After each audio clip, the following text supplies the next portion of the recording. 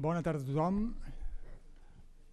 Enhorabona als que han vingut, malgrat el perill que potser es perdin els primers 5 minuts del partit de la segona semifinal, que ja sabem que poden caure 3 o 4 gols després del que hem vist ahir.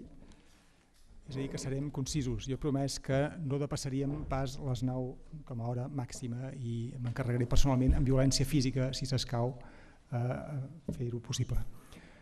Aquest acte ha estat una idea del soci Eladi Creuet, que és el nom que tot just m'hem dut, que era aquí davant d'aquest senyor, que ara us presentaré, que no és l'Eladi Creuet, perquè considerem que el projecte de llei aprovat per la Generalitat sobre cooperatives no és l'ideal per un model d'economia que és molt nostrat, molt d'aquí de casa nostra, i que aquest projecte de llei no l'ajuda gaire.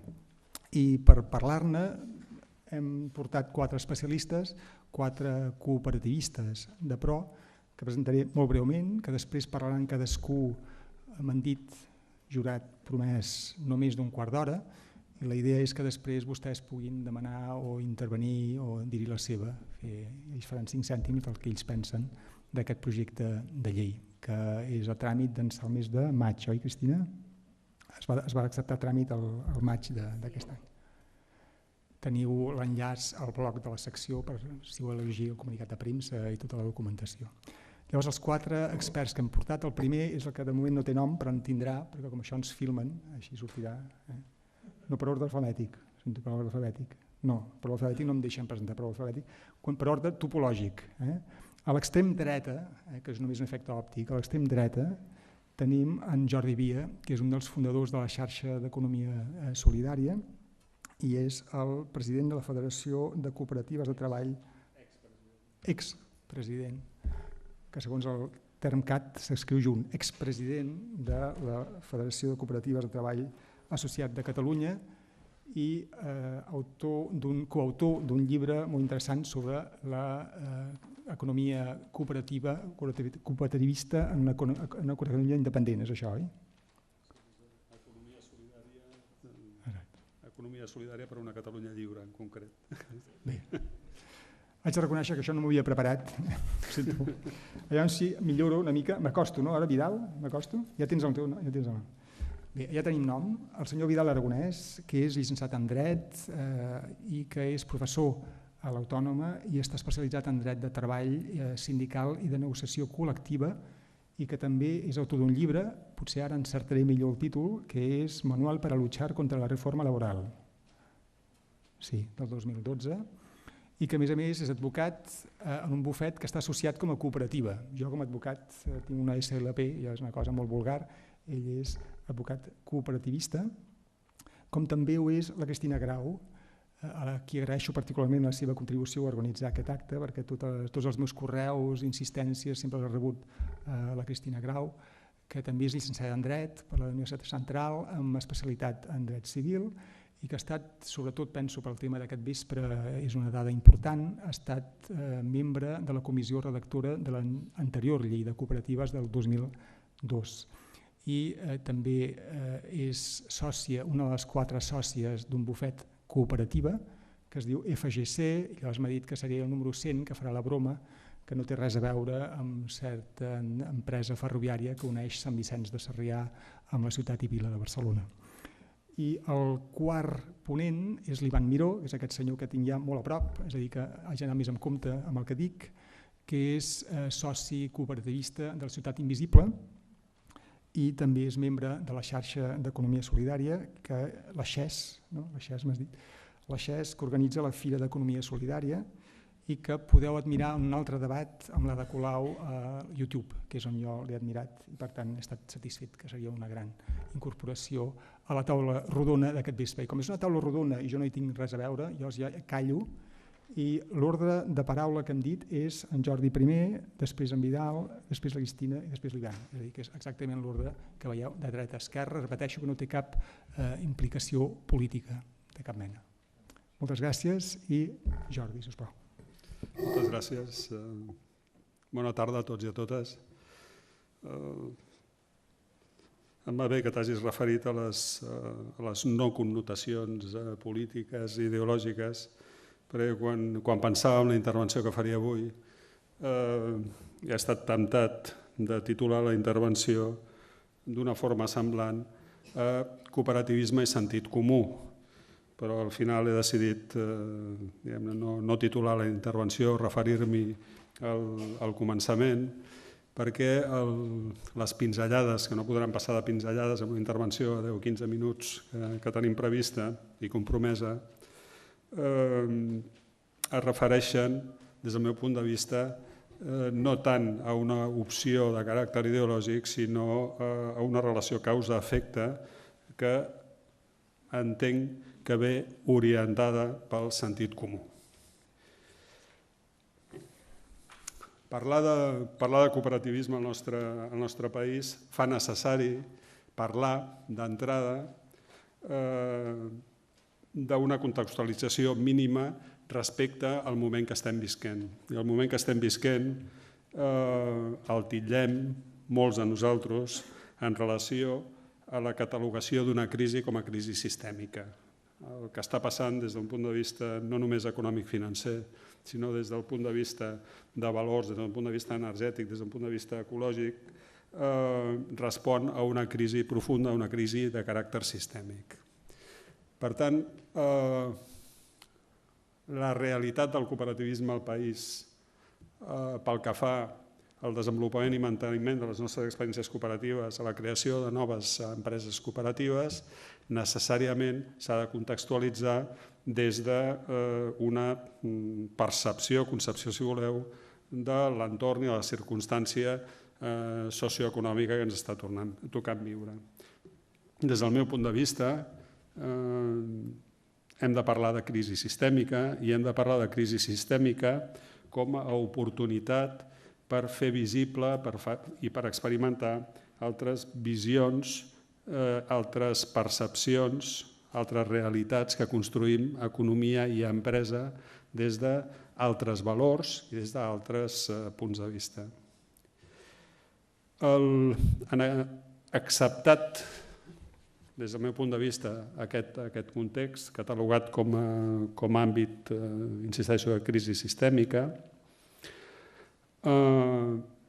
si parlem dels motius de constitució de l'empresa cooperativa i ens hi referim des d'una catalogació de caràcter general, ens hem de referir a la constitució de projectes socioempresarials cooperatius en relació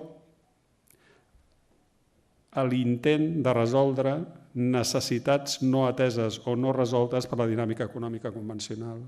I en aquest sentit ens podem referir a dos grans blocs de circumstàncies, aquells que tenen a veure amb situacions relatives a l'ocupació, per tant, a l'atur, en relació a la creació de noves activitats, en relació a la reconversió d'activitats de perfil persona jurídica convencional, en relació a la reconversió d'activitats en crisi des de pràctiques empresarials convencionals i també, per referir-nos a l'altre bloc, aquelles experiències que sovintegen cada vegada més de constitució de projectes socioempresarials cooperatius vinculats a noves opcions de vida. Noves opcions de vida tant des d'un punt de vista personal com des d'un punt de vista, deixeu-m'ho dir així, de construcció ja avui de pràctiques que tenen a veure amb valors que es fonamenten en un nou model de societat que desitgem. Em vull referir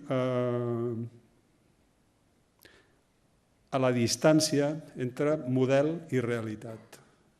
Si ens referim al model cooperatiu, fonamentat en una sèrie de valors als que em referiré després, observem que les pràctiques en relació a aquest model, per dir-ho molt lleugerament, són en molts casos discrepants o estan en massa casos allunyades. Hi ha una tendència a reproduir el mateix paradigma econòmic, la mateixa escala de valors, que és l'origen de les dificultats que s'intenten resoldre, tant des del punt de vista de la concepció producte-servei de les nostres empreses, com des del punt de vista de l'organització empresarial que les fa possible, com des del punt de vista de la conceptualització i el desplegament pràctic de nocions com les de creació de riquesa, creació d'excedent, etc. Avui no ens hi podem entretenir, simplement constatar que des del meu punt de vista hi ha una distància excessiva una distància remarcable, en massa casos, que esdevé contradictòria si acceptem que el projecte socioempresarial cooperatiu es constitueix per resoldre problemes que es generen en relació a una manera determinada d'entendre l'economia i l'empresa, però paradoxalment, quan tirem endavant l'empresa cooperativa, hi ha una tendència crítica a reproduir aquests mateixos models. I això ens fa afirmar que estem visquent, en massa casos, insisteixo, una dèria crítica per esdevenir empresa competitiva que ens impossibilita, en massa casos, insisteixo, l'esdevenir empresa competent i, per tant, empresa socioeconòmicament viable.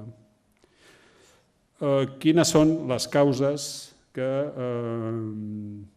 ens porten a aquesta situació?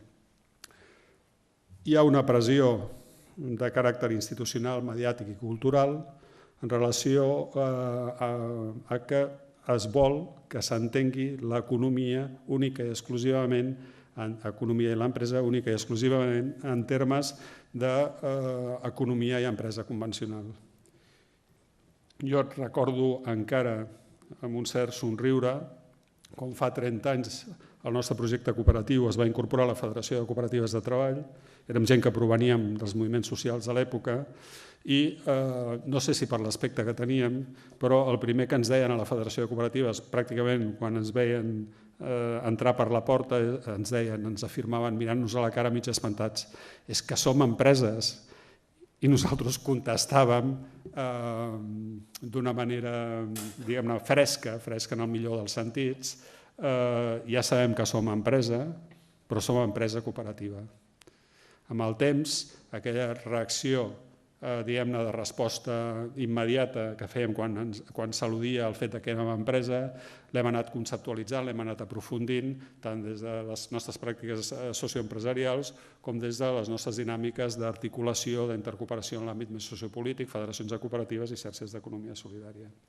Però constatem que la pressió que viuen les nostres empreses cooperatives, tant des d'un punt de vista mediàtic, institucional, cultural, relatiu a la cultura econòmico-empresarial, és enorme i va associada a aquest concepte, a aquest desenvolupament del que en podem dir molt ràpidament avui pensament únic instal·lat en la conceptualització d'empresa i economia.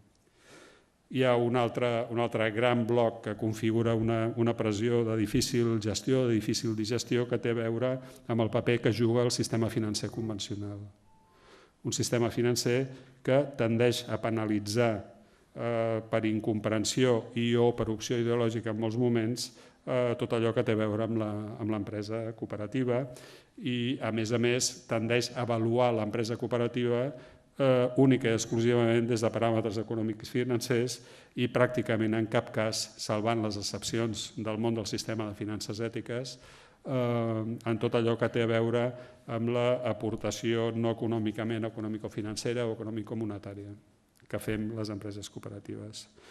I un tercer gran bloc que configura una pressió que provoca aquesta reproducció paradoxal d'escala de valors que està a l'origen de les dificultats que es volen resoldre, té a veure amb la pressió del propi mercat, amb la inexistència en massa casos d'una estratègia de construcció de mercat alternatiu, de mercat social per part de les nostres empreses cooperatives i en l'activisme empresarial acrític. El dia a dia per desenvolupar les nostres pràctiques empresarials és duríssim i això fa que tinguem poc temps per pensar i menys temps encara per pensar col·lectivament dins de la nostra pròpia empresa cooperativa i en relació a altres empreses cooperatives.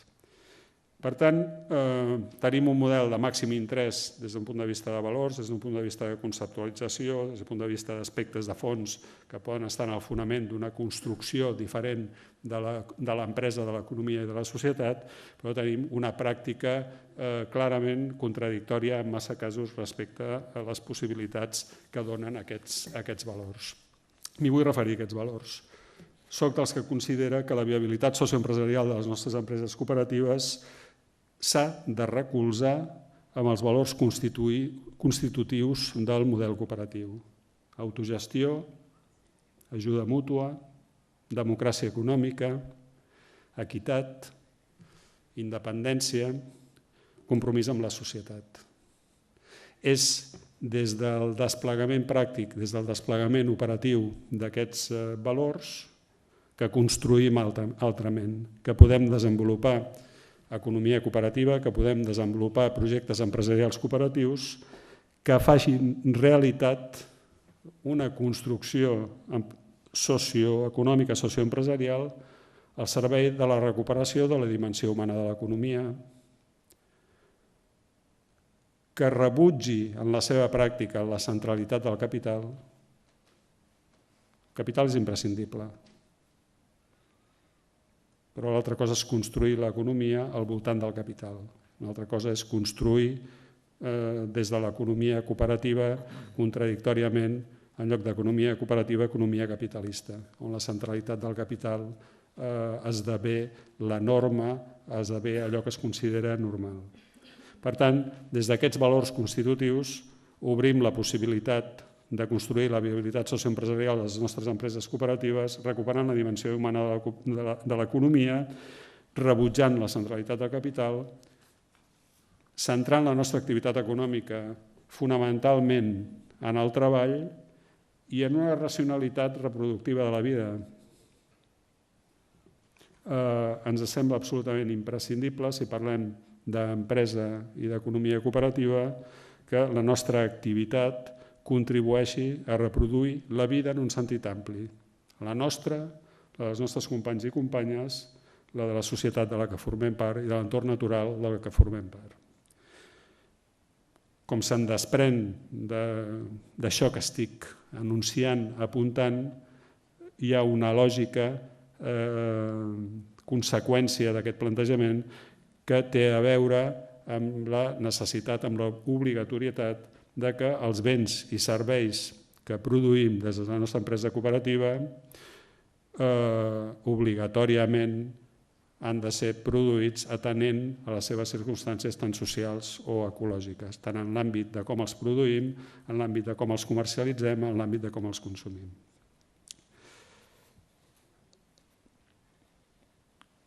Per tant, m'he volgut referir a causes de Constitució, m'he volgut referir a les contradiccions en el desenvolupament del nostre dia a dia i he apuntat unes causes d'aquestes dificultats, aquestes disfuncions, i m'he volgut referir, i insisteixo doblement, en què la viabilitat socioempresarial dels nostres projectes cooperatius convé que es recolzi en l'exercici, en el desplegament pràctic d'aquests valors constitutius.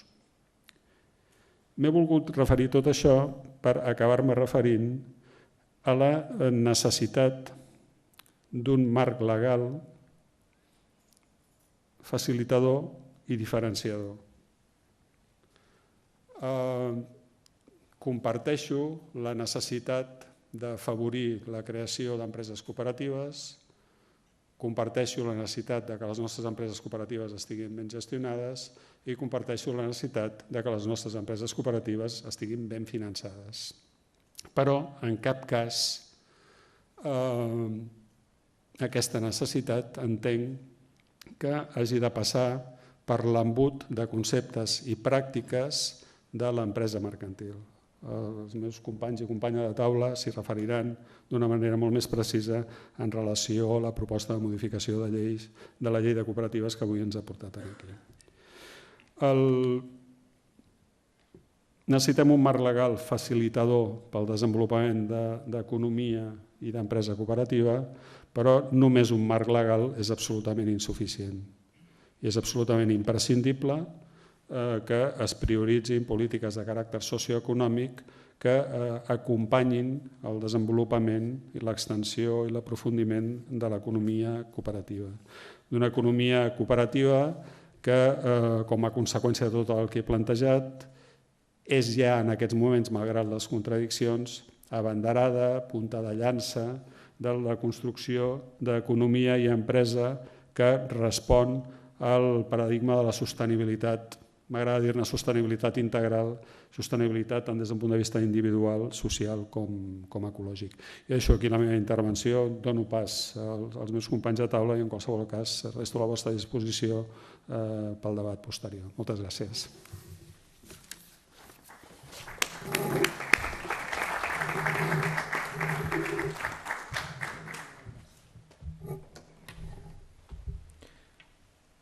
Bona tarda. Jo en primer lloc volia fer un aclariment, que crec que la rigorositat que hem de traslladar ells i les cooperativistes ho fa necessari. Jo no sóc expert ni en cooperatives ni en dret cooperatiu. Soc cooperativista o intento ser-ho, però crec que és bo que quan venim amb una taula i per mi em fa goig poder compartir amb els dos companys i les companyes, doncs fem un reconeixement clar que en aquesta taula hi ha 3 experts, o 2 experts i una experta en cooperatives i en dret cooperatiu, i una altra persona que no ho és. I penso, a més, que ho hem de destacar. Jo haig de dissentir, però sí que penso que si hi ha un company o una companya que en aquest país ha estudiat la dimensió econòmica de les cooperatives, segurament aquest és el Jordi, amb d'altres companys i companyes.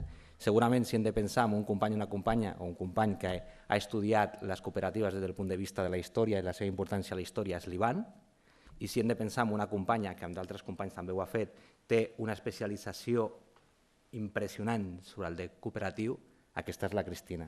Llavors, evidentment, per mi és primer un goig compartir amb ells, però per una altra banda penso que fora bo i important que sapiguessin diferenciar entre els que són experts i els que no són experts. Entrant a veure el que, com a mínim, pot significar la llei, o més ben dit, allò que ens presenten a dia d'avui com un projecte de llei. Ens referirem moltes vegades a llei, encara que tots i totes sabem que a dia d'avui ho tenim com un projecte de llei. En primer lloc, crec que fora bo que ens aproximéssim en una qüestió que de vegades ens oblidem, que és analitzar els preàmbuls que fixen les normatives. Analitzar els preàmbuls segurament ens servirà als juristes per interpretar les normes, però analitzar els preàmbuls en la darrera etapa normativa també serveix per veure que allò que s'hauria d'expressar en un preàmbul de una llei, en una exposició de motius, en l'etapa actual, que haurien de caracteritzar de creació normativa neoliberal, trobem exactament el contrari. És a dir, a qualsevol de les normatives que s'han aprovat a la darrera etapa, si anem a veure com apareixen les finalitats i objectius als preàmbuls normatius, el que trobarem serà exactament el contrari. I, per desgràcia, com aquest projecte de llei també té clarament una impronta neoliberal, ens trobem novament amb aquesta construcció d'un discurs falsari que pretén justificar la necessitat de la norma en argumentacions que cadascun d'ells i les cooperativistes que estem a la sala podem valorar. Primera gran argumentació que es dona al preàmbul del projecte de llei. Assolir un major dimensionament. Està parlant de les cooperatives. Per sort, ells i les cooperativistes parlem molt entre nosaltres i jo encara no m'he trobat en cap company o en cap companya que m'hagi dit que té una preocupació sobre el dimensionament de la seva cooperativa. Segona justificació que es dona al preàmbul. Fer les cooperatives més competitives en el mercat. Li hauríem de dir al legislador que en cap cas, això guarda cap relació a la institució de les cooperatives. La competitivitat, i fins i tot el que ells entenen sobre competitivitat en el mercat, en cap cas guarda relació amb la institució de la cooperativa. I a més no ens cansarem de dir que nosaltres no és ni la nostra finalitat ni la nostra funció competir, sinó que a més el que volem és essencialment cooperar. Tercera justificació de la finalitat pretesa de la nova normativa, millorar la gestió empresarial. Jo demanaria que algú que hagi llegit el projecte de llei en digui un únic article, li diria 2 perquè un podria ser l'excepció, on es troba algun mecanisme per millorar la gestió empresarial. Si algú, i fonamentalment el legislador, pensa que anant a trobar el restar competències a les assemblees dels socis o sòcies, això suposa millor gestió empresarial, evidentment és perquè mai ha participat d'una cooperativa. Perquè si en participés d'una cooperativa entendria que això no apropa a la millor gestió empresarial. Quarta justificació, fomentar la creació de cooperatives. L'únic que l'haurien de dir al legislador, que en aquest cas, a més, té en origen en el Departament d'Empresa i Ocupació, és que ja anés a les seves pròpies dades i que comparés, per una banda, la creació de societats anònimes i societats limitades en l'actual moment, recordem, encara de crisi, i semblaria que en resten anys, i les seves pròpies dades, dades internes del Departament d'Empresa i Ocupació, que ha passat en plena crisi amb la societat de cooperatives. Any 2013 van créixer un 8%. I cinquena justificació que s'ha utilitzat per intentar justificar la necessitat d'aquesta reforma de la llei de cooperatives com a eina de creació d'ocupació estable i de qualitat. Li hem de tornar a dir una altra vegada al Departament d'Empresa i Ocupació que estudiï o com a mínim que tingui rigorositat en les seves pròpies dades. Any 2013, a Catalunya, al Principat, es van eliminar 198.000 llocs de treball. Què va passar entre les nostres cooperatives? Doncs a les nostres cooperatives es van crear llocs de treball. No gaires, 1.397 llocs de treball, però evidentment la realitat el que suposa és que a les societats anònimes i societats limitades s'està destruint ocupació i les cooperatives en plena crisi estem creant ocupació. I si parlem d'ocupació de qualitat, del que hauríem de parlar també és que les dades el que diuen és que el 87% dels llocs de treball creats a les cooperatives durant el 2013 van ser llocs de treball estable i a la resta de societats, o allò que entenem com a empreses de capital, únicament el 10% va ser de llocs de treball estable. Per tant, tots i cadascun dels que pretenen ser fonaments per justificar la necessitat d'aquesta reforma de llei cooperativa entren en aquesta dinàmica clàssica del neoliberalisme, que les justificacions són exactament el contrari, el que es pretén. És possible que algú ara estigui pensant, s'ho està agafant amb paper de fumar, està criticant el projecte de llei de cooperatives en base simplement al preàmbul.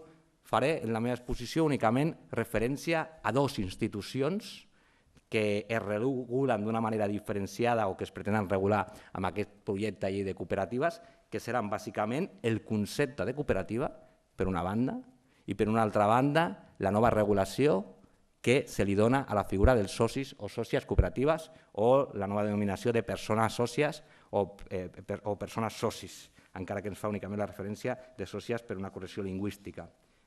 Per no voler ni interpretar, sinó que llegint directament què diu el nou concepte de cooperativa a l'article 1 del projecte de llei. Ens diu que la cooperativa és una societat de responsabilitat limitada, formada per una agrupació voluntària de persones físiques i jurídiques amb estructura i gestió democràtica que realitza l'activitat econòmica que constitueix el seu objecte oferint béns o serveis als socis i sòcies i o al mercat en general i contribuint a la millora i la promoció del seu entorn comunitari. He fet una pausa conscient allà on s'incorporava el canvi. Continua aquest article número 1. A l'empresa cooperativa, els seus socis i les seves sòcies participen en l'activitat cooperativitzada prestant el seu treball, satisfent les seves necessitats de consum, utilitzant els seus serveis per afegir valor a la seva activitat empresarial.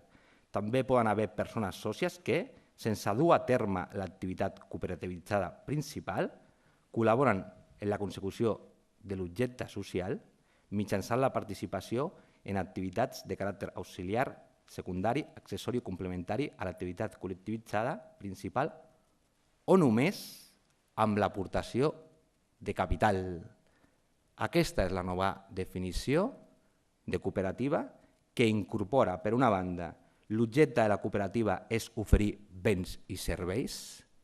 Pels i les que som cooperativistes ens deixa fora de lloc. No era això. Nosaltres no hem vingut al món cooperatiu única i exclusivament a oferir béns i serveis i com a essencialitat de les cooperatives.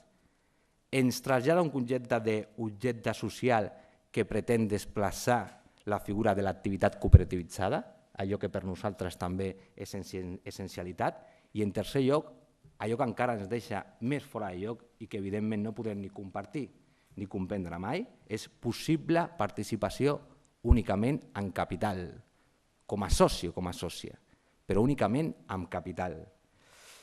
Perquè ens en recordem, què diu la llei vigent i fent exactament el mateix exercici. Les cooperatives són societats amb plena autonomia i sota principis de lliure adhesió, baixa voluntària, amb capitals variables i gestió democràtica, que associen persones físiques o jurídiques que tenen necessitats o interessos socioeconòmics comuns, amb el propòsit de millorar la situació econòmica i social dels seus components i el seu entorn comunitari, realitzant una activitat empresarial de base col·lectiva en la qual el servei mutu i l'aportació pecuniària de tots els membres permet complir la funció que tendeix a millorar les relacions humanes i a avantposar els interessos col·lectius davant qualsevol ideari de benefici particular.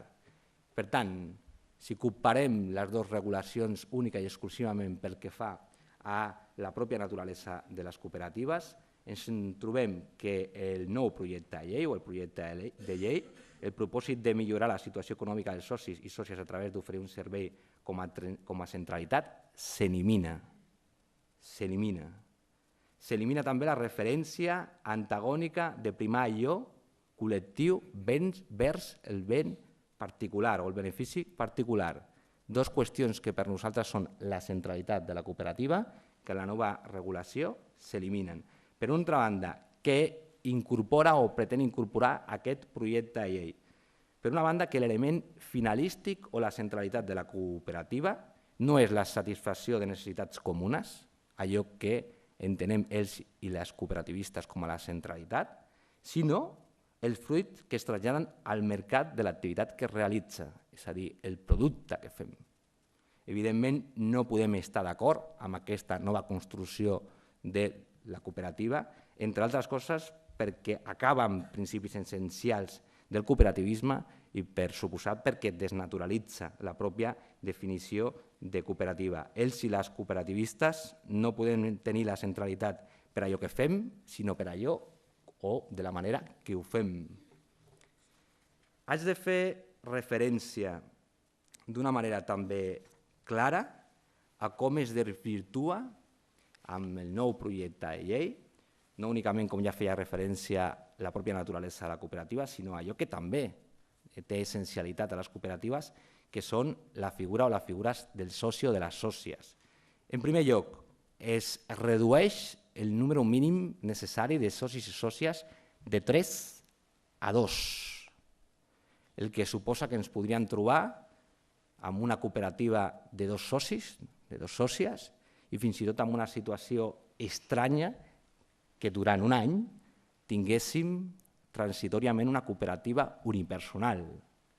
Evidentment que els que entenem el cooperativisme no podem veure mai que una cooperativa pugui ser una persona i tampoc ho veiem que pugui ser 2 persones. D'una manera transitòria, com l'actual normativa fixa, podem entendre que 2 persones no passa res en el trànsit d'un any per buscar el tercer company o companya, cooperatives que comencen, però no es pot construir el cooperativisme d'una manera unipersonal ni fixar-ho d'una manera estable en 2 persones o en 2 socis i sòcies, més enllà del conflicte que això i la paràlisi que pot generar des d'un punt de vista societari, una cooperativa amb 2 persones. En segon lloc, també, en quant a la figura del soci, es crea d'una manera directa, i ho hem de dir d'una manera molt clara, la figura del soci capitalista. Desenvolupant la figura del soci col·laborador o la sòcia col·laboradora, es crea una nova figura on hi ha un soci o una sòcia que l'únic que aporta és capital, no aporta absolutament res. Evidentment ens trobem novament amb una actuació que és totalment anticooperativa, perquè no podem entendre en cap cas que la simple aportació de capital es pugui entendre com funció de soci. Això és una altra cosa, però no té res a veure amb l'element que per nosaltres ha d'identificar la condició de soci. Després la Cristina suposo que ens podrà fer també una referència de la implicació que suposa donar-li a aquest soci capitalista drets polítics, perquè no ho veiem únicament com algú o alguna que pot aportar capital, sinó alguna que la nova normativa li permetrà tenir drets polítics i, per tant, decidir i determinar el funcionament i la direcció de la cooperativa. En tercer lloc, també pel que fa a les referències dels socis, es crea una figura que és la de persones sòcies temporal i el projecte de llei permet que els estatuts de les cooperatives, no és una imposició directa a la llei o del projecte de llei, però sí que ho permet a través dels estatuts de les cooperatives, creïn les figures de socis o sòcies temporal i ens diu la llei, amb el límit de 5 anys. Això, evidentment, no és un límit. Ens crea una figura de socis temporal fins a 5 anys. I ja us podeu imaginar, i a ningú se li escapa, les dues pervencions que això pot generar dintre de les cooperatives. Per una banda, més enllà de que se'ls reconeix formalment drets polítics igual que els socis que no són temporals, a ningú se li escapa que qui té una etapa de temporalitat i pot finalitzar la seva relació societària arribat als 5 anys no exercirà els seus drets polítics de la mateixa manera que un soci que té una altra condició que és la de soci o sòcia estable. I també hem de fer referència que aquesta figura del soci o la sòcia temporal podria significar al nostre país la incorporació molt clara també d'un mecanisme a través del qual hi hagués una degradació de les condicions laborals. Evidentment, si la normativa laboral, que sempre discutim que si ens aplica, no ens aplica, quan se'ns aplica, però el que tenim molt clar que la normativa laboral no té la possibilitat ordinària d'una relació temporal fins a 5 anys, això pot ser la gatera, la porta oberta, perquè vulguin utilitzar les cooperatives com un element de degradació de les condicions laborals a través d'una temporalitat de 5 anys. No volem processos, evidentment, a més que repeteixen dinàmiques que ja ha conegut fonamentalment a Llatinoamèrica, que les cooperatives no siguin vistes en cap cas com un instrument de garantia de drets, sinó tot el contrari, com una manera de descentralització productiva per una banda i degradació de condicions salarials, retributives i sobretot socials. No parlaríem ni de salarials ni de retributives pels socis i socis de les cooperatives, però sí enteses en el món de treball, a través d'aquestes figures. I en quart lloc, un tema purament tècnic pel que fa a la figura de socis, però que creu i de sòcies, que crec que pot tenir la seva importància, que és com es regula la nova figura del soci o la sòcia excedent. És evident que hauria de portar en paral·lel que un soci excedent, una sòcia excedent, no pogués formar part del Consell Rector, que per cert ara s'anomenarà o s'anomenaria amb la nova normativa òrgan d'administració, el que sempre hem entès com a Consell Rector. Ara ja no m'he reunit avui al Consell Rector, sinó amb un òrgan d'administració. A mi em costa empassar-me això, perquè no administro quan estic al Consell Rector. Prenc algunes decisions polítiques entre assemblea i assemblea, però no administro. Més enllà d'això, la pròpia projecte de llei o el propi projecte de llei fixa que els excedents i les excedents, és a dir, exercici excedència, no podran tenir drets polítics. I això es podria entendre com una cosa normal, però si pensem que a bona part de les cooperatives volem exercir drets com a excedència per maternitat, paternitat o per cura de fills, ens podríem trobar, evidentment, que hi ha un tipus d'excedència que no es vol separar de la cooperativa, sinó que vol exercir d'altres responsabilitats i que no li permeten exercir drets polítics quan té una perspectiva de continuïtat en la cooperativa. I, a més, amb una altra perspectiva que tinc molt clar que en cap cas ha analitzat la llei, la qüestió de gènere. Aquesta normativa de limitar drets polítics a les excedències podria suposar una discriminació indirecta per qüestió de gènere, perquè si al final són la majoria de companyes, dones, les que exerceixen aquestes responsabilitats, per desgràcia la majoria d'homes encara no ens fem suficientment responsables per assumir-les, ens trobaríem en una realitat en la qual hi ha una normativa que té un efecte de discriminació indirecta. I, evidentment, això es pot plantejar en un futur, podria ser un objecte de discussió, però hem de veure que té una limitació clara que afecta més a les dones que no pas als homes. I ja per anar acabant, sí que crec que també és important que entenguem la significació de les normatives en el context que es donen. Trobem un sistema, com explicava el Jordi, en crisi sistèmica, el capitalisme, i ara altres companys que ens diran que estem al postcapitalisme i que a més ho expliquen de manera meravellosa, però en tot cas el que sí que podem coincidir és que les cooperativistes traslladem formes d'organitzar la societat fora dels seus valors, que són a més plenament vàlides des del punt de vista social i efectives des del punt de vista econòmic. També hem de dir que les cooperatives no són institucions neutres, també incorporen punts de vista ideològics i funcions socials diferents. Semblaria que ara hi ha la voluntat clara de formar l'essencialitat de la cooperativa a través de dos mecanismes. Un el de participació democràtica i un altre el de finalitat col·lectiva. Projecten unes cooperatives on per una part un soci capitalista podria acabar decidint sobre les mateixes i on es desenvolupen figures falsament cooperatives que ens podien portar fins i tot a la precarietat laboral. Això, a més, coincideix en un moment en què sí ho va plantejar al Congrés espanyol proposició de llei d'emprendedores socials, on es volen colar unes empreses socials que realment no són empreses socials, i en un moment en el qual ja té efectivitat la l'Arsal, normativa que és d'aplicació als ens locals i que obligarà, si no fem insubmissió a la mateixa, a que bona part dels serveis socials dels ajuntaments es privatitzin. Qui en vulgui entendre de la combinació d'aquestes tres normatives segurament m'entén d'una manera perfecta. I per anar acabant, al llarg de la història, les grans institucions, les grans idees de caràcter emancipatori, gairebé sempre han estat prostituïdes. Les grans institucions i les grans idees de caràcter emancipatori. Trobaria en el segle XX la majoria de les mateixes totalment prostituïdes. Ara ens trobem segurament per primera vegada que al país les cooperatives, també com a institució emancipatòria, estan rebent una investida per pretendre ésser prostituïdes.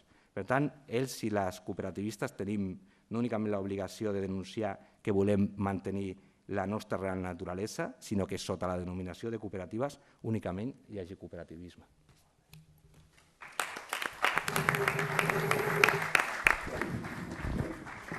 Gràcies, Vidal Aragonès. Tant de bo els especialistes que passen per aquesta casa siguin del nivell de coneixements d'aquest no especialista. Demano perdó per haver-lo presentat com a tal. Cristina Graus.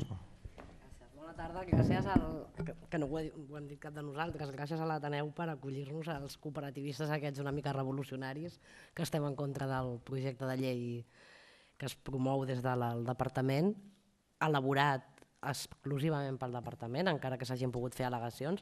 Això trenca amb la tradició legislativa catalana en matèria cooperativa. Sempre s'havien fet lleis amb consens amb el sector i aquesta és la primera llei que sembla que va endavant. No és la primera vegada que això passa, això va passar l'any 97, va tornar a passar el 2007, però en aquells moments el sector es va aixecar i va dir escolta, no podeu legislar d'esquenes a nosaltres increments per desvirtuar la cooperativa. Però aquesta vegada el context és molt diferent, la crisi sistèmica sembla que és una miqueta més aguda que les altres i està tirant endavant la llei d'una manera que esperàvem que ja es podia haver aturat.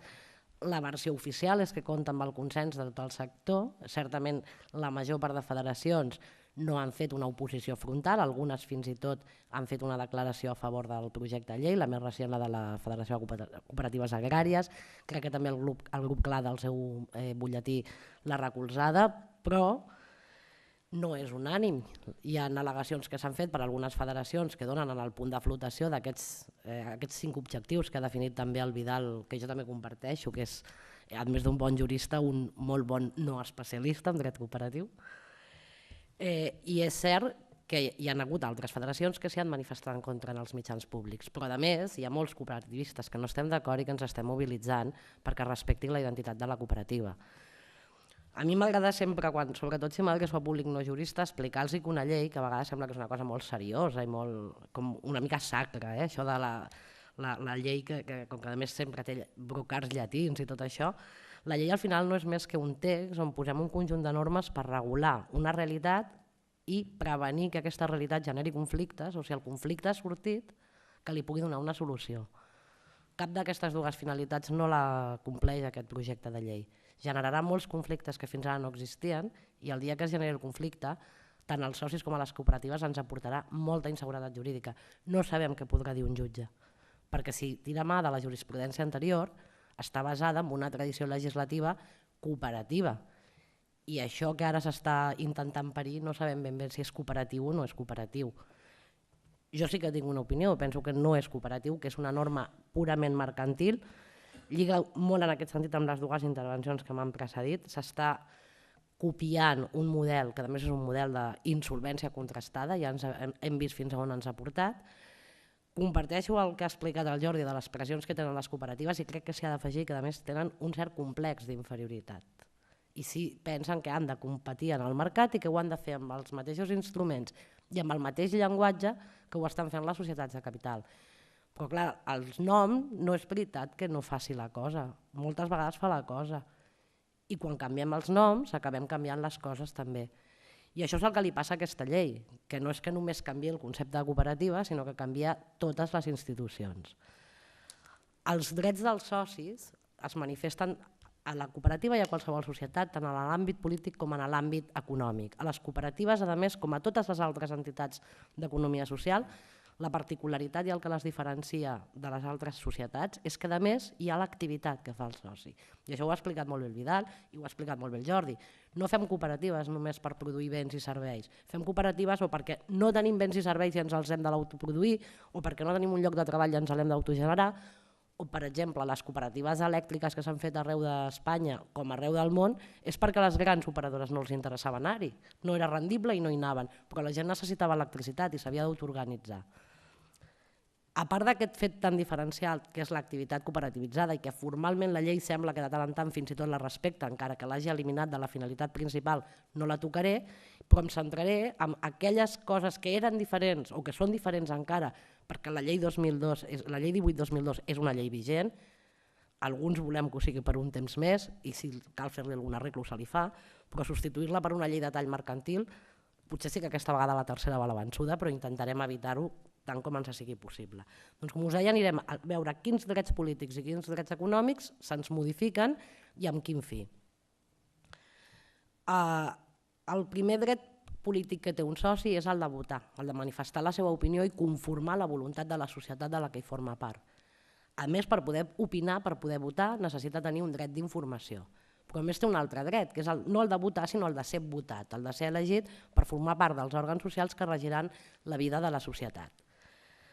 Aquests tres drets varien de manera notable, dos d'ells. El dret d'informació es manté tal qual, el que passa és que també veurem com es pot fer efectiu, però els altres dos varien de manera notable. El primer dret que es modifica és el dret de votar. La legislació cooperativa sempre s'ha mirat en el mirall de l'Aliança Cooperativa Internacional i en el seu segon principi, quan es parla de la gestió democràtica i participada de la societat, es fa referència expressa que cada soci té un vot. L'avantprojecte que va fer fa cosa més d'un any al departament partia del principi general de ponderació de vot. Davant de les queixes i de les al·legacions de les pròpies federacions del sector, formalment es torna al principi d'un soci un vot, però només és formalment, perquè quan seguim llegint l'article veiem que en realitat es va al principi o a la regla general de ponderar vots a totes les cooperatives, no només a les de segon grau, també a les de primer grau. Queden excepcionades com fins ara les de treball i les de consum, però perquè ho han demanat elles, perquè pel departament també podrien ponderar el vot en aquest cas. Sí que tapem la cara dient que la ponderació de vot ha de ser per l'activitat cooperativitzada, però clar, l'activitat cooperativitzada només la fa el soci el soci comú, que és el nou nom que ens donen. Jo no sé què és el que no és comú, perquè amb tantes tipologies de socis, i a més em pregunto, en una cooperativa de consum que tingui socis de treball, el soci de treball no és un soci cooperador, no fa una activitat cooperativitzada, llavors no és un soci comú? Doncs el soci comú, que és una d'aquestes categories de socis, perquè tampoc hi ha classes ni tipus, ara hi ha categories de socis, ja veurem que en el fons sí que hi ha, hi haurà socis de primera i de segona en el projecte de llei. Doncs com us deia, aquesta possibilitat de ponderar el vot arriba fins a que un sol soci ostenti el 25% del vot de la cooperativa. El 25% és el criteri que s'emplea a la legislació mercantil per determinar la titularitat real de les societats. Si aneu a notari, és allò que us emprenya el notari dient «Ja habéis hecho la titularitat real?» És a dir, heu dit que teniu el 25% de propietat de la societat i que, per tant, teniu la capacitat decisòria i que es considera que la societat és com si fos vostra perquè teniu la capacitat d'incidir en la presa de decisions, doncs un soci cooperatiu pot votar fins al 25% ell sol. Ara, si hi ha 3 socis, aquest 25% s'ha engreixat. Ara que estem en plena operació biquini, aquest soci s'ha engreixat i té dret a tenir un 40% del vot ell sol.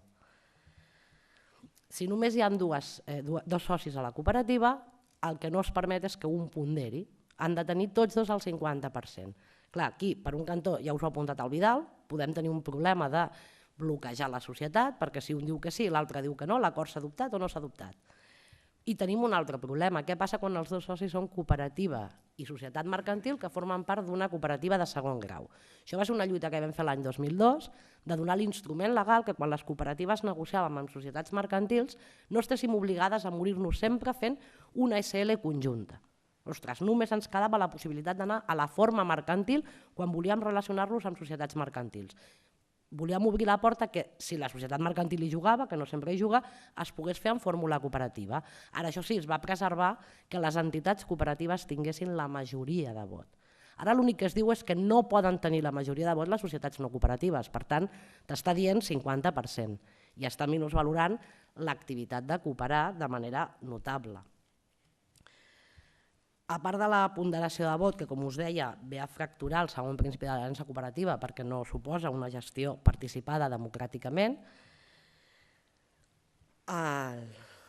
els socis que no fan activitat cooperativitzada fins ara tenien un límit de vots a l'assemblea d'un 40% i ara se'ls ha pujat fins al 49%. Aquest 49% vol dir, primer, és els socis que estan presents, per tant, no tots els socis vindran presents, per tant pot ser que al final en una assemblea concreta qui decideixi siguin socis que no fan activitat cooperativa. Hi ha una norma que podria semblar que corregeix, que ajuda, perquè diu aquest 49% inclourà també els socis temporals. Clar, els socis amb un lligam o amb un vincle temporal són socis cooperadors que fan activitat cooperativitzada. La part positiva de la norma és que ens està dient, bé, si una cooperativa té socis col·laboradors i socis temporals, aquest 49% no és tant. Els socis que no fan activitat cooperativitzada no faran el 49%. La part negativa de la norma és la que us he dit abans, està creant dues categories de socis. El passavolant, el que passava per aquí, li donarem un vot però que no emprenyi gaire, i el soci cooperador de tota la vida, el soci comú, perdó, és que no hi ha manera que m'hi acostumi, que aquest soci podrà tenir un 51%, insisteixo, teòric, però després a l'assemblea vindrà qui vindrà. Pot ser que aquest soci no vingui i per tant la majoria de vots estigui en mans no cooperatives. I en qualsevol cas, quan hàgim de prendre acords d'aquells que requereixen una majoria qualificada, si no el beneeix el soci col·laborador no prendrem l'acord, perquè necessitem 2/3 per adoptar aquests acords. Si li hem conferit fins a un 49% a aquests socis, vol dir que la cooperativa pot adoptar els acords ordinaris d'aprovació de comptes i de més, però si un dia ha de prendre un acord de més transcendència, si el col·laborador no li beneeix, no el podrà adoptar. Això està fracturant el quart principi de l'aliança cooperativa, que és l'autonomia i independència de les cooperatives. L'any 83, quan es va fer la primera llei cooperativa democràtica de l'estat espanyol, que va ser la llei catalana, hi havia una norma molt maca que deia que ningú no pot pertànyer a la cooperativa com a patró, empresari o capitalista. Ara no només pot pertànyer, sinó que té uns drets, ara veurem, en algun cas més garantits fins i tot que en el cas dels socis que sí fan activitat cooperativa, o si més no algunes classes de socis. Els socis que no fan activitat cooperativa poden tenir fins a 1/3 els òrgans socials de la cooperativa, però això que us dic no és ben bé així. Poden tenir fins a 1/3 el Consell Rector, que fins ara era l'òrgan que governava la societat i ara és l'òrgan que l'administra. No només això, sinó que a més es poden introduir persones que no siguin sòcies dintre de la cooperativa. Perdó, m'he equivocat. El terç poden ser persones que no siguin sòcies. I a més poden haver socis que no facin activitat sempre que la majoria de membres del Consell Rector siguin socis cooperadors. Per tant, podem tenir una altra vegada un 49% dels quals 1/3 del total de membres del Consell Rector no siguin ni tan sols socis. I a més la resta siguin socis que no fan activitat cooperativa. El Consell Rector es pot constituir vàlidament i pot adoptar acords, prendre decisions que vinculin a la cooperativa si són presents la meitat més un dels membres. Si aquell dia no venen membres col·laboradors, totes les decisions importants de la cooperativa les estarà prenent un grup de gent que no desenvolupa activitat cooperativitzada. A més, en els altres òrgans no hi ha límit. Poden ser els membres de la intervenció de comptes i del comitè de recursos, ara ho explicaré, poden ser 100% terceres persones que no siguin sòcies. Això torna a trencar el principi de gestió democràtica i participada de les cooperatives, que és el segon principi de l'Aliança Cooperativa Internacional. A més, a les cooperatives amb menys de 10 socis poden tenir un administrador únic, 2 administradors mancomunats i 2 administradors solidaris. I jo quan ho llegia deia, ostres, això em sona d'algú, de la llei de societats de capital. I seguia llegint i em seguia sonant. No és que jo ho pugui posar per estatuts i triar, no, jo puc posar les 3 fórmules. I llavors l'assemblea ja triarà cada temps què vol, si vol un administrador únic, administradors solidaris. Això és literalment la norma que regula l'òrgan d'administració i que a més es copia a tots els estatuts d'aquests de formulari de les societats de responsabilitat limitada i a moltes de la societat anònima. Això també trenca amb el principi de gestió democràtica i participada pel soci. Quan es preveu a les legislacions cooperatives, com la basca o la valenciana, ho preveuen per cooperatives amb menys de 10 socis. De 10 socis, sense cognom, sense adjectiu. La llei nostra parla de 10 socis comuns. Per tant, podem tenir una cooperativa amb 1.500 socis, si només 9 socis són cooperadors i la resta són socis col·laboradors, poden tenir un administrador únic. Per tant, el principi cooperatiu cada vegada l'hem anat erosionant i ara ja no ens en queda directament.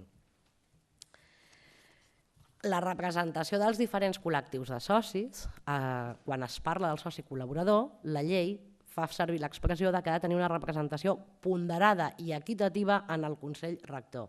Això la llei vigent ho fa referència als socis de treball, que són els treballadors de cooperatives de classe diferent. Per exemple, cooperatives de consum que tots coneixeu, alguna homònima, que és una cooperativa que hi ha socis consumidors i a més hi ha socis de treball, que són els treballadors de la cooperativa que s'han incorporat com a socis de la mateixa. Bé, doncs aquesta norma que el que pretén és posar en valor el treball, ara ja no es posa de manera així, diguem-ne, formal quan es regula el soci de treball, es posa quan es regula el soci col·laborador, però quan després es regula la veritable composició del Consell Rector es diu les cooperatives poden fer servir, se'ls permet tenir una representació equitativa i ponderada de les diferents activitats, fases, accions o objectius que facin. Això dels objectius jo no ho acabo d'entendre. Si és allò que te retribuiré per objectius, ho entenc bé, però en la cooperativa també em grinyola una mica. Doncs bé, com us deia, aquesta norma que es diu que podem tenir socis de les diferents zones geogràfiques, activitats, seccions o objectius, es diu, si la cooperativa vol, per estatuts, pot fer servir aquesta norma per recollir els drets dels socis de treball. Home, és una mica lamentable, perquè a més us recordo que no és un soci comú, aquest és un rarito d'estos que passaven per ahí. Un altre tema que preocupa és que la intervenció de comptes, que és un òrgan de control de la cooperativa, deixa de ser preceptiva de manera general. Té sentit que no ho siguin aquelles societats que estan obligades a auditar comptes i que hi ha un tercer professional que les controla, però les que no ho tenen estan perdent un element de control que moltes vegades pot ajudar el soci a saber si el Consell Rector està actuant correctament o no. Doncs pot estar format, pot no existir, però si existeix pot estar format per tercers no socis. La llei no posa límits, per tant podríem tenir una intervenció de comptes formada exclusivament per no socis. Això torna a trencar el segon principi de l'aliança cooperativa perquè tenim un òrgan social que no està format per socis, per tant no hi ha una gestió i una administració democràtica i participada de la societat quan intervé un tercer. I el més greu és que això també pot passar en el comitè de recursos, que és l'òrgan que resol els recursos en matèria disciplinària i dins de la matèria disciplinària està l'expulsió del soci. O sigui que un tercer que no és soci, que no participa de la vida cooperativa, pot decidir l'exclusió d'un soci del projecte cooperatiu. I per si en teníem poc, això ja no em sonava, ja us puc dir que això ja no em sonava. Resulta que tots aquests membres dels òrgans socials que no són socis, els estatuts, la llei diu que no cobraran, que no poden cobrar, no poden ser retribuïts els membres dels òrgans socials que siguin socis. Però dels altres t'està dient que els estatuts poden preveure la seva retribució. Clar, a partir d'aquest principi general de retribució, que no ho fan ni les mercantils, a les societats de capital, la regla general és que l'administrador desenvolupa el seu càrrec gratuïtament i si el vols retribuir, ojito con los criterios, molt clarets i que estiguin consignats d'estatuts, perquè si no, no t'ho inscriuen al registre. I hi ha rius i rius de tinta amb resolucions de la Direcció General sobre si aquesta clàusula es pot inscriure o no, perquè és clara o no és clara. Clar, resulta que està més protegit el soci d'una societat de capital que el soci d'una cooperativa en quant a la retribució de les persones que l'administren. Això, per això us deia, ja no em sonava de res, perquè si anem més enllà del que diu el legislador mercantil, doncs ja la cosa és preocupant. Tot això lliga, han passat els jíbaros per aquí sí que hi ha hagut operació biquini i ben rigorosa i s'han reduït les competències de l'assemblea. Ara l'assemblea, amb tots els instruments financers de la cooperativa, només hi ha d'intervenir si són valors negociables. Home, jo, si descontem Eroski i alguna altra societat del grup Mondragón, no conec cap cooperativa que tingui els seus valors sotmesos a cotització oficial en mercat secundari. Per tant, vol dir que totes aquestes decisions, que emetre capital voluntari, per exemple, de manera desaforada i sense cap límit, pot qüestionar moltíssim la viabilitat del projecte. Tot això ha desaparegut de les competències de l'Assemblea. Ara ho podrà fer l'òrgan d'administració, que pot ser un senyor sol, o ho pot fer un Consell Rector el dia que estan reunits la majoria de membres que o no són socis o són socis col·laboradors, és a dir, capitalistes. La llei parla expressament en algun moment del soci financer. Amb la redacció actual de la llei ja estem tenint problemes, les cooperatives, i la Direcció General de Cooperatives de Madrid no vol ajudar-nos a anar a parlar amb la Direcció General de Tributs perquè mantingui el règim fiscal si tens socis col·laboradors persona jurídica, precisament perquè el soci col·laborador pot ser ja actualment un soci financer.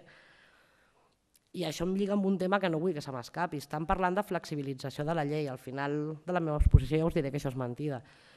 Però és que, a més, no és veritat que es creïn instruments nous. Els que s'estan creant, molts d'ells ja existeixen i molts d'ells ja s'han aplicat i moltes cooperatives grans ja han tingut finançament interessant i han fet operacions financeres interessants. Fa 5 anys, 6, 7, abans de la crisi, ara no ho està fent ningú, les cooperatives tampoc. Però clar, el fet que ens canvien la llei no vol dir que ningú hi fiqui calés. M'estan avisant que m'he excedit en el termini.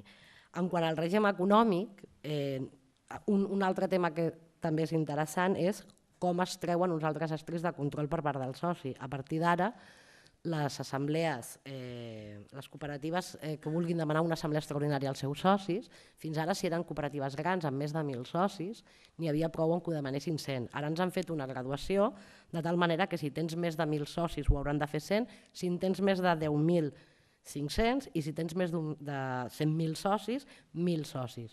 Home, això és la mateixa proporció que s'ha de demanar per afegir un punt de l'ordre del dia. Tot això a la pràctica pot suposar que l'òrgan d'administració, el que sigui, també a l'unipersonal, no tingui cap control per part dels socis cooperatius, socis comuns.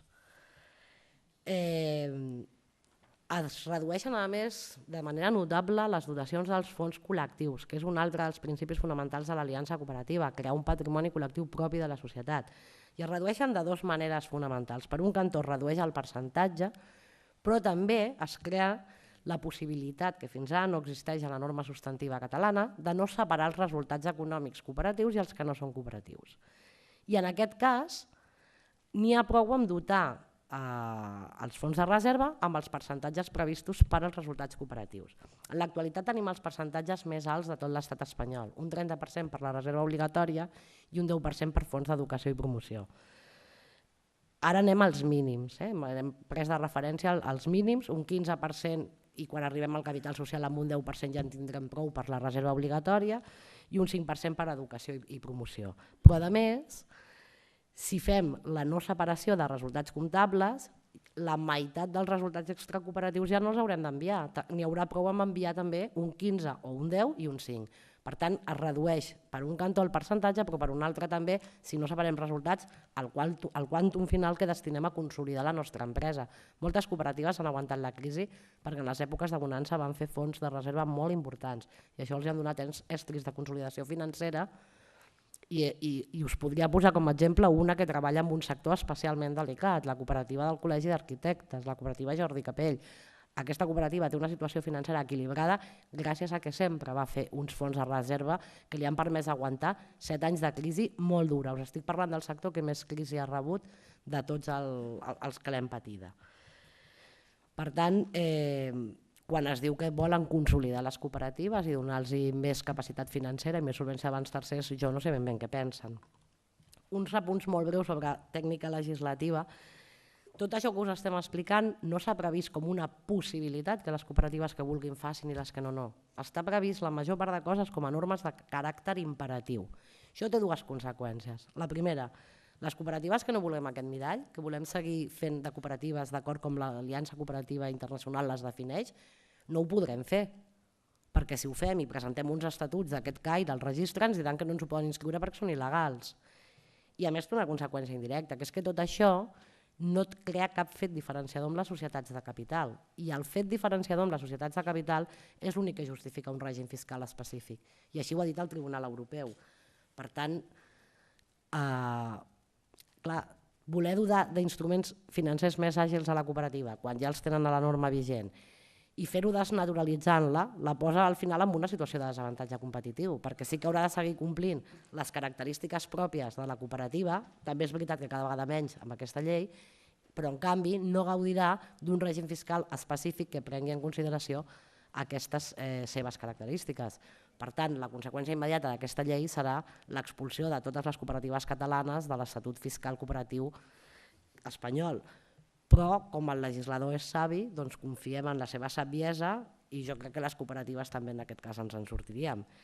Gràcies per la vostra atenció, que he ido por los pelos.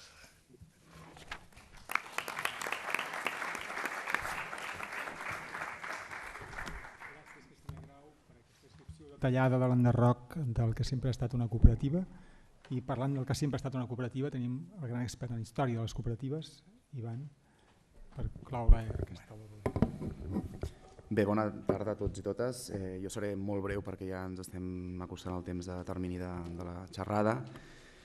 Bàsicament, crec que la llei ha tingut una bona conseqüència, que és que es discuteixi el model de cooperativisme i que s'expliciti que en el sector de les cooperatives hi ha diferents models, per tant que es posi damunt de la taula quins models de transformació social s'associen al cooperativisme o quins models de mercantilització també s'associen. És a dir, hi ha una discussió política dintre del cooperativisme que aquesta llei ha posat damunt la taula i ha contribuït a clarificar. I en tot cas, la bona notícia és que jo crec que ha revitalitzat el moviment cooperativista o ha generat moviment cooperativista, i això és una bona notícia. I voldria agrair en aquest sentit a les 500 persones cooperativistes que han signat aquest manifest de cooperativistes en defensa de les cooperatives. Un agraïment especial a totes elles i també especialment a altres entitats que jo crec que és important com COP57, que després de la seva assemblea valorativa de la proposta de llei també ha valorat que aquesta era una llei que s'havia d'aturar, a la xarxa d'economia solidària, que també ha fet el mateix, i sobretot aquella gent que està treballant dintre de les federacions de cooperatives per aturar aquesta llei. Per tant, jo crec que hem de fer, en primer lloc, un agraïment a aquest moviment, a aquest nou moviment cooperativista, i jo crec que pot ser una oportunitat perquè ens coneguem i generem noves pràctiques de moviment social, que fins ara potser tots estàvem amb la nostra feina, i jo crec que segurament aquest serà un bon moment per generar un nou moviment cooperativisme que vinculi la pràctica de l'emancipació econòmica amb la transformació social. Jo el missatge que volia llançar bàsicament era que no ens trenquin l'esperança. És una broma macabra, però el conseller que s'encarrega d'aquesta nova proposta ja ens va trencar la cara quan era d'Interior i ara segurament ens vol trencar l'esperança. No deixem que ens trenquin l'esperança. Com molt bé deia el Jordi, aquests anys són anys de desesperança. Desesperança té nom d'atur juvenil, desesperança té nom de migracions, de gent jove preparada, qualificada, que està migrant per desenes de milers de persones a l'estranger. La desesperança té nom de desnonaments, de 3 desnonaments diaris. La desesperança té nom de pobresa energètica. La desesperança té nom de frau bancari. I en tota aquesta desesperança hi ha una llum, hi ha un camí a seguir, que són els moviments socials que estan defensant que no es conculquin aquests drets, però sobretot hi ha un model d'alternativa social, que és el model cooperativista. Per tant, que no ens trenquin l'esperança. Aquesta nova esperança també jo crec que és fruit d'una nova intel·ligència col·lectiva que està sorgint, una nova composició social, no només de la crisi, sinó perquè la societat està canviant, està més qualificada, hi ha una capacitat de crear intel·ligència col·lectiva, hi ha noves formes de produir distribuïdes, economies col·laboratives, intel·ligències col·lectives. Hi ha una sèrie de propostes que estan emergint de noves formes de cooperació social que jo crec que són l'element d'optimisme que podem veure en aquesta foscor que ens ha sotmès l'ajust estructural capitalista. Estan naixent espais autogestionats arreu, estan naixent espais d'economia col·laborativa, de criança compartida, d'economia social i solidària, de fires d'economia social i solidària. Arreu del territori estan sorgint experiències que vinculen emancipació econòmica amb transformació social, de forma embrionària, de forma desdibuixada, de forma informal molt sovint. Aquesta esperança, aquest subjecte social que s'està creant al caliu de la crisi i al caliu d'aquesta nova esperança, volem que sigui cristal·litzada en cooperativisme. Per tant, hem de mantenir una identitat cooperativa vinculada a uns valors forts de transformació social perquè totes aquestes noves energies positives que s'estan generant arreu del territori incrementin el moviment social cooperativista. Per tant, volem mantenir una identitat molt clara, no volem desdibuixar el cooperativisme, no volem que ens desdibuixin el cooperativisme per no allunyar tota aquesta experiència de transformació social precisament del nostre moviment. Per tant, jo crec que aquesta llei és un insult no només a la memòria cooperativa del país, podríem remetre'ns a tots els esforços d'un cooperativisme de democràcia econòmica, de democràcia cooperativa, que ha articulat les ànsies de les classes populars del nostre país. Aquesta llei és un insult a la memòria cooperativista, però sobretot és un insult a l'esperança cooperativista i és un insult a aquest futur cooperatiu que estem gestant des de totes les pràctiques d'aquesta nova forma d'economia social i solidària que està protagonitzant o que està esdevenint protagonista en els nostres territoris. Des del meu punt de vista, per què hem d'aturar la llei? Doncs no hem de mercantilitzar les cooperatives, el que hem de fer és cooperativitzar la societat. Una mica aquest és el meu criteri, és aquesta llei vol mercantilitzar les cooperatives, hem de fer el moviment, precisament el moviment invers. O sigui, el que hem d'aconseguir és cooperativitzar el màxim nombre d'àrees, d'aspectes socials de la vida social i econòmica del nostre país. No hem de mercantilitzar les cooperatives, sinó que hem de cooperativitzar la societat. Jo ho deixo aquí, en tot cas seria interessant que generem un debat, en tot cas us animo a seguir treballant per aturar la llei de cooperatives. Si voleu signar a la pàgina de cooperativistes.net us sumareu a aquestes 500 persones que ja estem plantejant una oposició frontal a aquesta reforma neoliberal del cooperativisme i en tot cas us animo a seguir practicant la revolta cooperativista que ens farà més lliures i més solidaris. Moltes gràcies.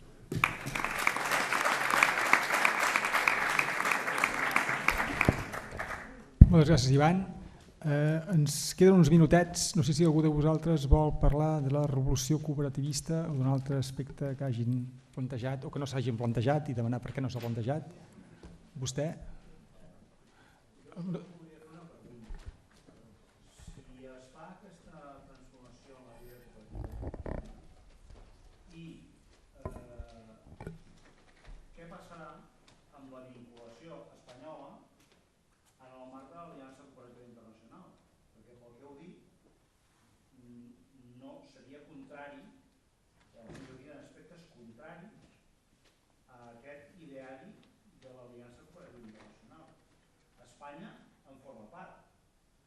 Què passaria aquí? Perquè, clar, tenim la llei de cooperatives catalana, la basca, l'andalusa, i no sé si n'hi ha alguna altra més, i a més l'estatal, l'espanyol. Aquí què passarà? És a dir, es pot produir un petit embolic, o gran embolic internacional, o aquí no passa res? A qui li demaneu això? No ho sé, Permets, hi ha 15 lleis cooperatives autonòmiques, l'última que és la de Cantal que es va aprovar l'hivern passat, i moltes de les lleis cooperatives autonòmiques són pràcticament tan mercantils com aquest projecte de llei. L'Associació Cooperativa Internacional no és un policia, no expulsa els països que facin cooperatives mercantils, perquè, entre altres raons, a l'Aliança Cooperativa Internacional i formen part estats que no tenen legislació cooperativa específica, que les cooperatives adopten la legislació mercantil perquè és l'única que hi ha i després internament amb els seus reglaments es governen de manera cooperativa complint aquests principis. Per tant, no passarà res. No passarà res a nivell del... no serem expulsats de l'ACI.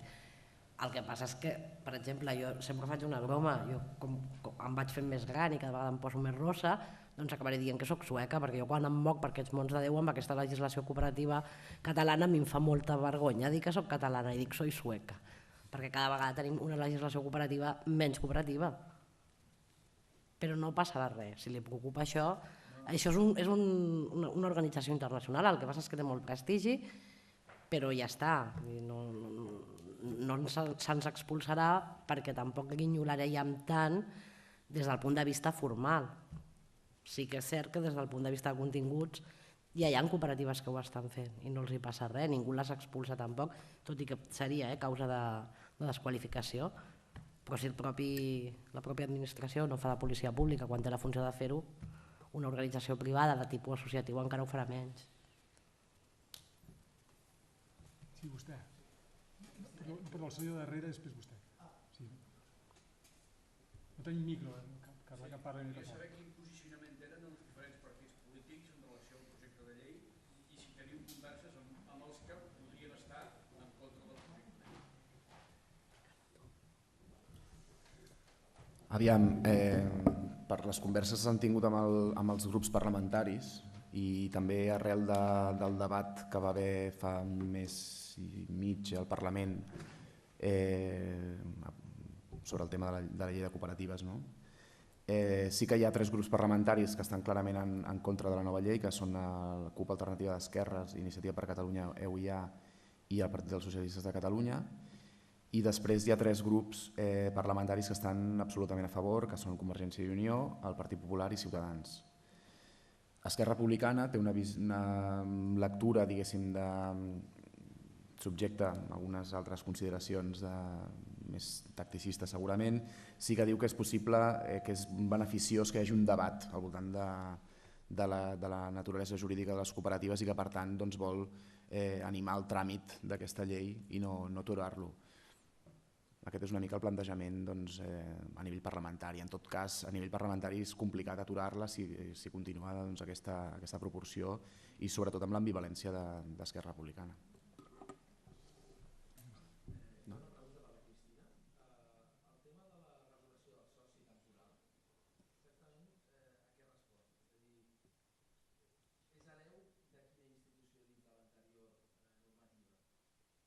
Aquest és nou. Aquest és nou. Quina funció creus tu que pot tenir en aquest cas? Per exemple, el tema dels treballadors no socis o socis treballadors, és a dir, potser també hagués tingut relació amb el que deien de 2 socis, que s'havia posat un termini en el que el tercer... Sí. En el que el tercer soci s'incorporés després d'un temps, com recull la llei basca. És a dir, exactament, moltes vegades en el preàmbul és quan una institució nova es diu el per què es crea. Jo ho he mirat en el preàmbul, no explica. I per tant tens una mica aquesta idea d'artificialitat i que la llei realment gairebé és administrativa. No respon a debats que s'han creat en el mateix sector cooperatiu, sinó que de sobte, vull dir, en aquest cas, vull saber el per què s'ha creat el soci temporal. No sé si... Quina idea tens? Sí, a veure, gairebé administrativa, no? És una llei administrativista. Era per exagerar. No, et sobrava el gairebé si exageraves. Era l'únic que sobrava de la frase. Un exemple curiós. Et diuen que quan facis una fusió, has de canviar els estatuts de la societat per adaptar-te a la nova societat que resulta de la fusió. Et diuen que destaquis els canvis dels estatuts. Això ho diu la llei. Jo crec que ho ha dit la funcionària. Diu, a mi facilíteme el trabajo que me han congelado el sueldo. Però bueno, això sí que és una cabòria meva. L'altre tema. Hi ha molts articles de la llei que podries treure'ls i posar-li una foto de qui l'ha demanat. I jo no dic qui perquè no puedo, fundamentalment. M'expulsarien del col·legi. Aquest en concret, com alguns altres, és possible que l'hagi demanat en algun moment, en algun debat, Si voleu us explico molt breu la gènesi de la llei. Van començar entrevistant-se amb experts en cooperatives i amb cooperatives grans, petites, mitjanes. En base a aquestes converses que van començar deu fer 2 o 3 anys, van redactar un text i després tothom ha anat fent al·legacions, aportacions i pactes. I la llei ha anat canviant fins al que tenim ara, o el projecte de llei ha anat canviant fins al que tenim ara. Una de les normes, per exemple, que voluntàriament la Federació de Treball va demanar no incloure-la l'any 2002 eren el còmput per no complir el tema de treballadors no socis i treballadors socis, o socis de treball, el còmput de les persones sòcies, no sòcies, sinó treballadors per compte alien el que se'ls havia ofert ser soci i havien dit que no. L'argument que en aquell moment donava la Federació de Treball era aquí és molt fàcil fer un frau de llei. Li donem al treballador el paper conforme renuncia a ser soci o esto o a la calle. I per tant no volem aquesta norma que estava a totes les normes autonòmiques i fins i tot a l'Estatut Fiscal i a l'estatal també. I a l'Estatut Fiscal també estava. En aquell moment el criteri va ser aquest. Ara el criteri és que s'inclogui perquè algunes cooperatives tenen uns greus problemes de còmput, molt greus. Clar, tenen molt greus perquè no fan de cooperativa, perquè tenen més treballadors contractats que socis de treball. La solució és canviar la llei? No ho sé. El tema del soci temporal es va introduir l'any 2002, el que passa és que només es parlava de la vinculació temporal. No s'havia previst com una categoria de soci, perquè el soci temporal era un soci, feia l'activitat que fes, era un soci, amb plenitud de drets i un soci cooperador. El que passa és que en lloc de fer-ho de manera indefinida decidia acotar el temps de la relació. Que això és possible que hagi sorgit en alguna d'aquestes converses que jo et comentava en la fase prèvia de l'elaboració de l'avantprojecte. És possible que ho hagi demanat algú. A mi aquesta en concret no em consta.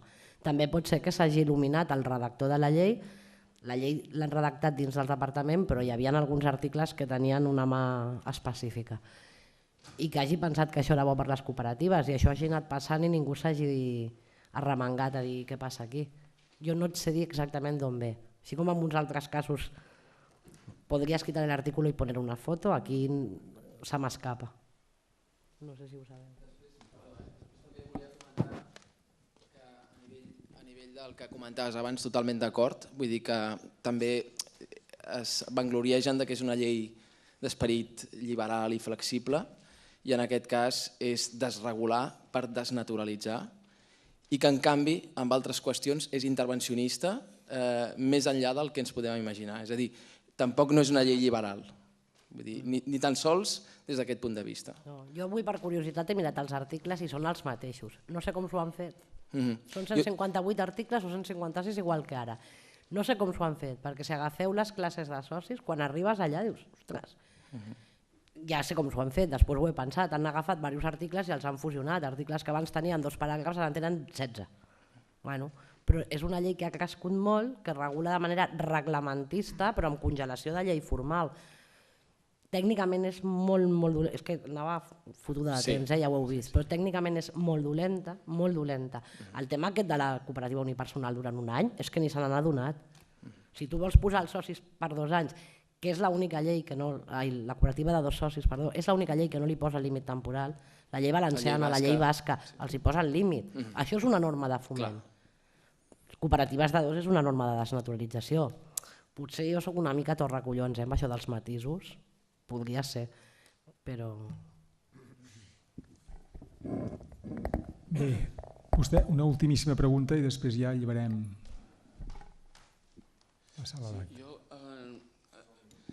Jo m'agradaria que tots els que ens oposem a com s'ha tramitat aquesta llei adoptéssim una postura propositiva i no reactiva, perquè les lleis són la instrumentació d'una política determinada. Per tant, aquesta és la instrumentació jurídica d'una determinada política i anar a la contra és jugar en camp contrari. Jo, per exemple, volia comentar-te que el comentari que tu has fet de les 2 definicions de cooperativa, la primera, la vigent, sembla molt més oberta, però jo no sé si saps a qui dona aixopluc aquesta definició de cooperativa.